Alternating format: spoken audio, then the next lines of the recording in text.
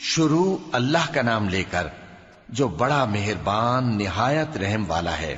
لوگو اپنے پروردگار سے ڈرو کہ قیامت کا زلزلہ ایک حادثہ عظیم ہے۔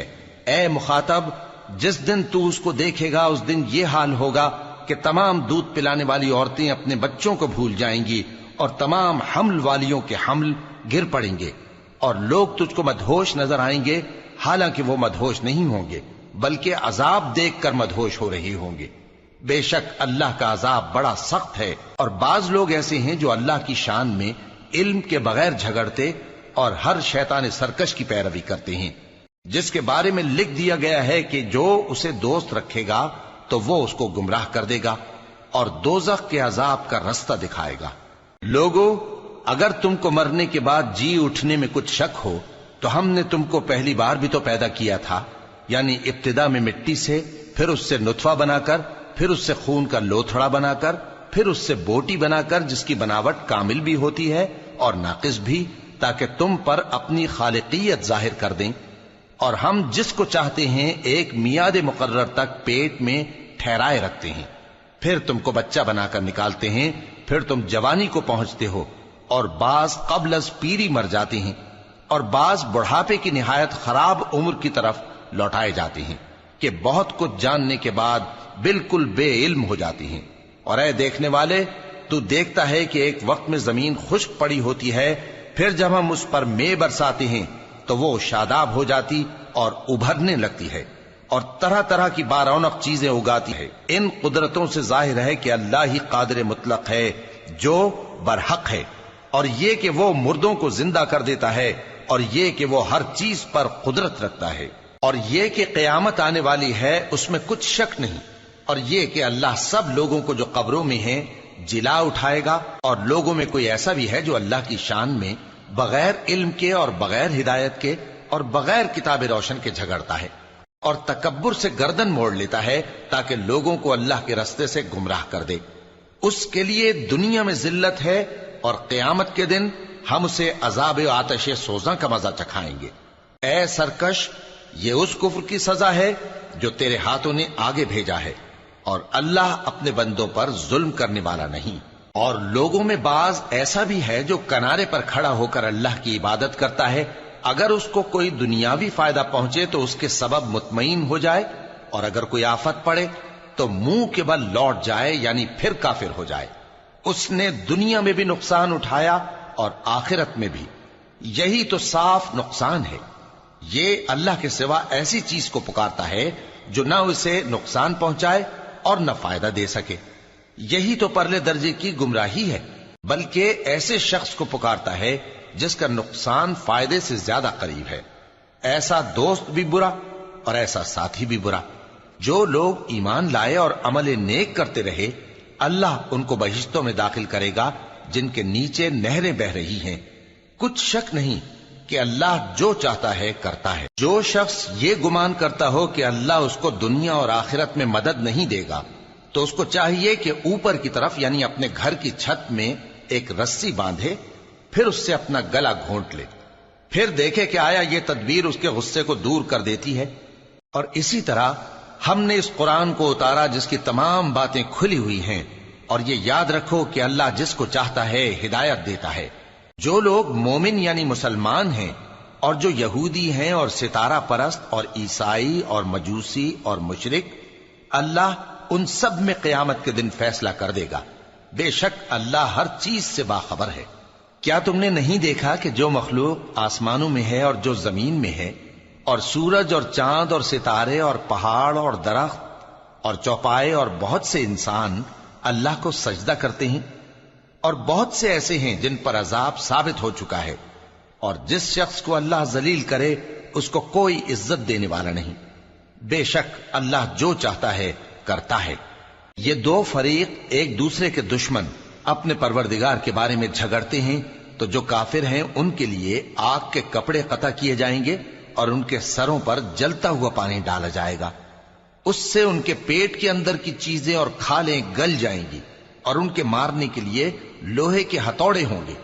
جب وہ چاہیں گے کہ اس رنج و تکلیف کی وجہ سے دوزخ سے نکل جائیں تو پھر اسی میں لوٹا دیے جائیں گے، اور کہا جائے گا کہ جلنے کے عذاب کا مزہ چکھتے رہو۔ جو لوگ ایمان لائے اور عمل نیک کرتے رہے، اللہ ان کو بہشتوں میں داخل کرے گا جن کے تلے نہریں بہ رہی ہیں، وہاں ان کو سونے کے کنگن پہنائے جائیں گے اور موتی، اور وہاں ان کا لباس ریشمی ہوگا، اور ان کو اچھی بات کی طرف رہنمائی کی گئی اور خوبیوں والے مالک کی راہ بتائی گئی۔ جو لوگ کافر ہیں اور لوگوں کو اللہ کے رستے سے اور مسجد حرام سے، جسے ہم نے لوگوں کے لیے یکساں عبادت گاہ بنایا ہے، روکتے ہیں، خواہ وہ وہاں کے رہنے والے ہوں یا باہر سے آنے والے، اور جو اس میں شرارت سے کجروی و کفر کرنا چاہے تو اس کو ہم درد دینے والے عذاب کا مزہ چکھائیں گے۔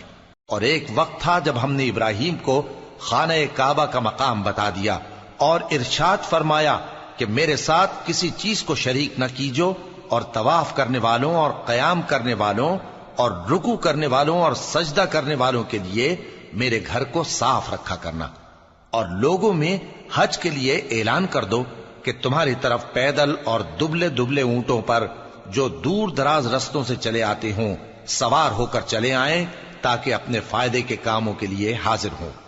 اور قربانی کی ایام معلوم میں مویشی چوپایوں کے ذبح کے وقت جو اللہ نے ان کو دیے ہیں ان پر اللہ کا نام لے۔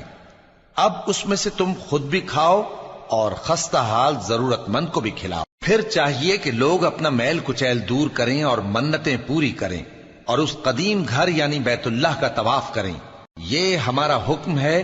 اور جو شخص ادب کی چیزوں کی جو اللہ نے مقرر کی ہیں تعظیم کرے تو یہ اس کے پروردگار کے نزدیک اس کے حق میں بہتر ہے۔ اور تمہارے لیے مویشی حلال کر دیے گئے ہیں سوائے ان کے جو تمہیں پڑھ کر سنائے جاتے ہیں، تو بتوں کی پلیدی سے بچو اور جھوٹی بات سے پرہیز کرو، صرف ایک اللہ کے ہو کر اور اس کے ساتھ شریک نہ ٹھہرا کر۔ اور جو شخص کسی کو اللہ کے ساتھ شریک مقرر کرے تو وہ گویا ایسا ہے جیسے آسمان سے گر پڑے، پھر اس کو پرندے اچک لے جائیں یا ہوا کسی دور کی جگہ اڑا کر پھینک دے۔ یہ ہمارا حکم ہے۔ اور جو شخص ادب کی چیزوں کی جو اللہ نے مقرر کی ہیں تعظیم کرے تو یہ کام دلوں کی پرہیزگاری سے ہے۔ ان میں ایک وقت مقرر تک تمہارے لیے فائدے ہیں، پھر ان کو اس قدیم گھر یعنی بیت اللہ تک پہنچنا اور ذبح ہونا ہے۔ اور ہم نے ہر ایک امت کے لیے قربانی کا طریق مقرر کر دیا ہے تاکہ جو مویشی چوپائے اللہ نے ان کو دیے ہیں ان کے ذبح کرنے کے وقت ان پر اللہ کا نام لیں۔ سو تمہارا معبود ایک ہی ہے، تو اسی کے فرما بردار ہو جاؤ اور عاجزی کرنے والوں کو خوشخبری سنا دو۔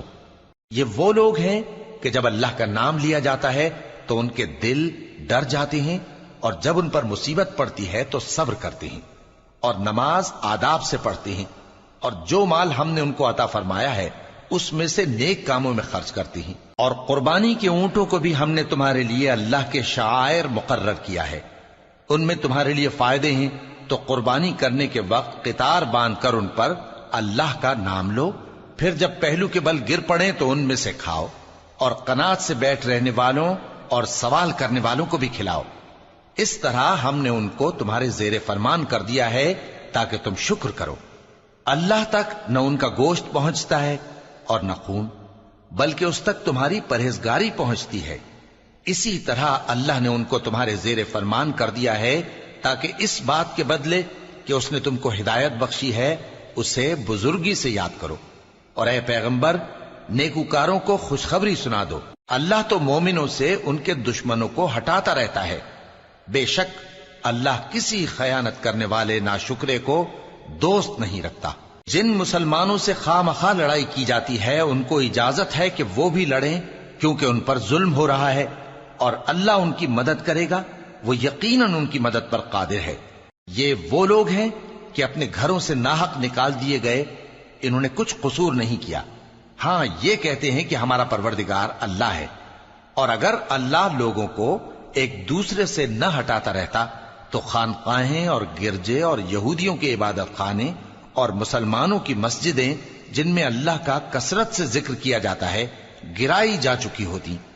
اور جو شخص اللہ کی مدد کرتا ہے اللہ اس کی ضرور مدد کرتا ہے، بے شک اللہ توانا ہے، غالب ہے۔ یہ وہ لوگ ہیں کہ اگر ہم ان کو ملک میں حکومت دے دیں تو نماز قائم کریں اور زکوٰۃ ادا کریں اور نیک کام کرنے کا حکم دیں، اور برے کاموں سے منع کریں، اور سب کاموں کا انجام اللہ ہی کے اختیار میں ہے۔ اور اگر یہ لوگ تم کو جھٹلاتے ہیں تو ان سے پہلے نوح کی قوم اور عاد اور سمود کی قومیں بھی اپنے پیغمبروں کو جھٹلا چکی ہیں، اور قوم ابراہیم اور قوم لوط بھی، اور مدین کے رہنے والے بھی، اور موسیٰ بھی تو جھٹلائے جا چکے ہیں۔ لیکن میں کافروں کو مہلت دیتا رہا، پھر میں نے ان کو پکڑ لیا، تو دیکھ لو کہ میرا عذاب کیسا سخت تھا۔ چنانچہ بہت سی بستیاں ہیں کہ ہم نے ان کو تباہ کر ڈالا کہ وہ نافرمان تھیں، سو وہ اپنی چھتوں کے بل گری پڑی ہیں، اور بہت سے کنویں بیکار اور بہت سے مضبوط محل ویران پڑے ہیں۔ سو کیا ان لوگوں نے ملک میں سیر نہیں کی تاکہ ان کے دل ایسے ہوتے کہ ان سے سمجھ سکتے، اور کان ایسے ہوتے کہ ان سے سن سکتے؟ بات یہ ہے کہ آنکھیں اندھی نہیں ہوتی، بلکہ دل جو سینوں میں ہیں وہ اندھے ہو جاتے ہیں۔ اور یہ لوگ تم سے عذاب کے لیے جلدی کر رہے ہیں، اور اللہ اپنے وعدے کے خلاف ہرگز نہیں کرے گا۔ اور بے شک تمہارے پروردگار کے نزدیک ایک روز تمہارے حساب کی روح سے 1000 برس کے برابر ہے۔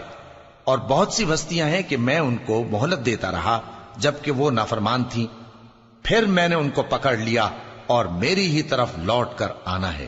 اے پیغمبر کہہ دو کہ لوگوں میں تو تم کو کھلم کھلا خبردار کرنے والا ہوں، تو جو لوگ ایمان لائے اور کام نیک کیے ان کے لیے بخشش اور عزت کی روزی ہے، اور جن لوگوں نے ہماری آیتوں میں اپنے خیال میں ہمیں عاجز کرنے کے لیے دوڑ دھوپ کی وہ اہل دوزخ ہیں۔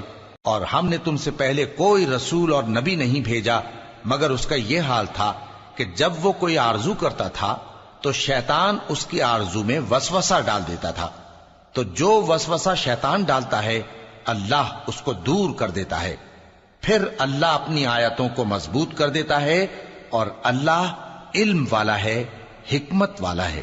غرض اس سے یہ ہے کہ جو وسوسہ شیطان ڈالتا ہے اس کو ان لوگوں کے لیے جن کے دلوں میں بیماری ہے اور جن کے دل سخت ہیں ذریعہ آزمائش ٹھہرائے۔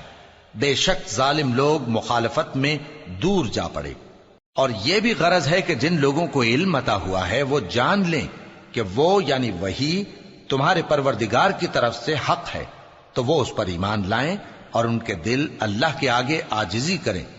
اور جو لوگ ایمان لائے ہیں اللہ ان کو سیدھے رستے کی طرف ہدایت کرتا ہے، اور کافر لوگ ہمیشہ اس کی طرف سے شک میں رہیں گے یہاں تک کہ قیامت ان پر ناگہاں آ جائے یا ایک نامبارک دن کا عذاب ان پر آ واقع ہو۔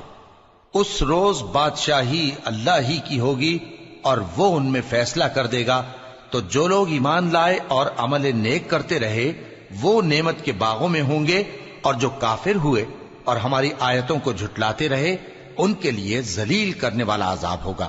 اور جن لوگوں نے اللہ کی راہ میں ہجرت کی پھر مارے گئے یا مر گئے ان کو اللہ اچھی روزی دے گا، اور بے شک اللہ بہترین رزق دینے والا ہے۔